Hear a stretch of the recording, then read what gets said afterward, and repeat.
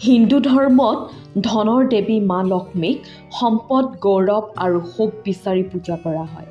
হিন্দু ধৰ্মত কন্যা সন্তানকো মা লক্ষ্মীৰ ৰূপ বুলি গণ্য কৰা হয়। কিন্তু কেতিয়াবা ভুলবশতঃ আমি এনে কিছুমান কাম কৰিবলৈ লওঁ যিয়ে মা লক্ষ্মীক ৰুষ্ট কৰি তুলিব পাৰে আৰু আপোনাৰ জীৱনত আৰ্থিক সমস্যাই দেখা দিব পাৰে।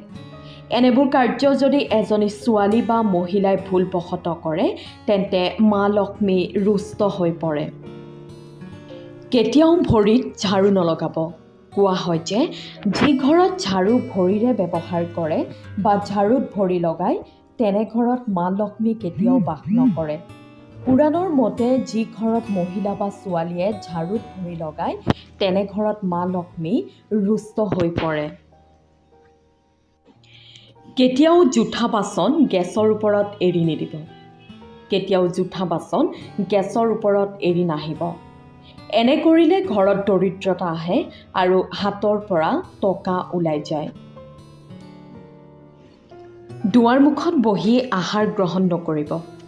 হিন্দু ধৰ্ম অনুসৰি মাটিত বহি আহাৰ গ্ৰহণ কৰাটো শুভ বুলি গণ্য কৰা হয়। কিন্তু কেতিয়াবা দেখা যায় যে ঘৰৰ মহিলাসকলে ঘৰৰ দুৱাৰ মুখত বহি আহাৰ গ্ৰহণ কৰে।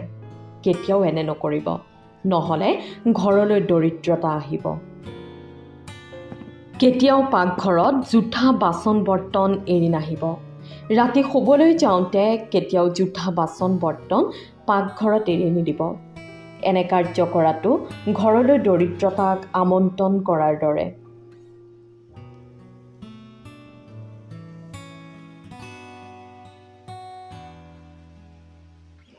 ৰাতিপুৱা পলমকৈ নুঠিব। ঘৰৰ সকলো সদস্যই ৰাতিপুৱা সোনকালে উঠিব লাগে। বিশেষকৈ ঘৰৰ মহিলাসকলে কেতিয়াও পলমকৈ শুব নালাগে আৰু দীঘলীয়া সময় শুলে মা লক্ষ্মী অসন্তুষ্ট হৈ পৰে বুলি কোৱা হয়।